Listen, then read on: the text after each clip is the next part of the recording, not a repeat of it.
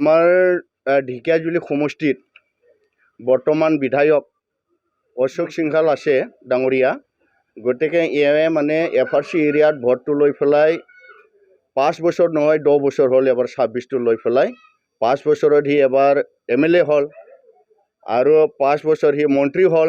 গতিকে MLA আৰু মন্ত্ৰী হোৱা স্বত্ত্বেও আমাৰ FRC কেনেকুৱা উন্নয়ন হ'ব লাগিছিল তেনেকুৱা সি উন্নয়ন কৰা নাই।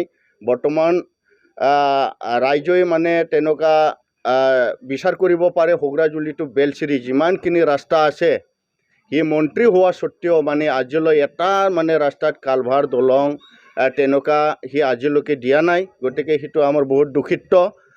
যোনটো মানে সি মানে ভোটটো লৈ পেলাই আমাক সন্তুষ্ট কৰিম কৈ পেলাই সি প্ৰতিশ্ৰুতি দিছিলে।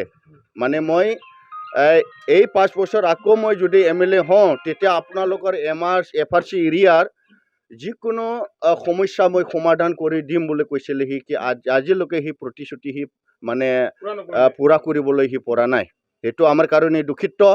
বৰ্তমান সি কোনোবা যদি পাব্লিকে যদি আমাক ৰাস্তা লাগে, স্কুল লাগে, কাৰবাৰ লাগে ইত্যাদি খুজিবলৈ গয় তেতিয়া সি কয় কি মই আপোনালোকৰ FRCৰ ভোট মই কিনিহে পাইছোঁ।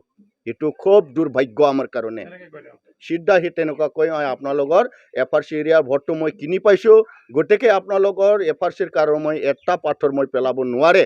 কিন্তু সি নোৱাৰি কৈ পেলাই প্ৰতিশ্ৰুতি লোৱা মানুহ আজি সেই 10 বছৰ যোৱাৰ পিছত আৰু আজি আমি সেই FRC এৰিয়াত ভোট সি বিচাৰি আহিছে। কিন্তু ভুৱা প্ৰতিশ্ৰুতি সি কেইটামান কাম কৰিছে, জাগালৈ জাগা সি চেন গ্ৰেভেল বালি পেলাই সি আকৌ মানে বড়ো জাতিক মানে উল্লু কৰি পেলাই সি ভোট বিচাৰি আহিছে। সেইটো আমাৰ কাৰণে বহুত লজ্জাজনক, সেইটো আমাৰ কাৰণে বহুত দুখিত বুলি মই ভাবোঁ।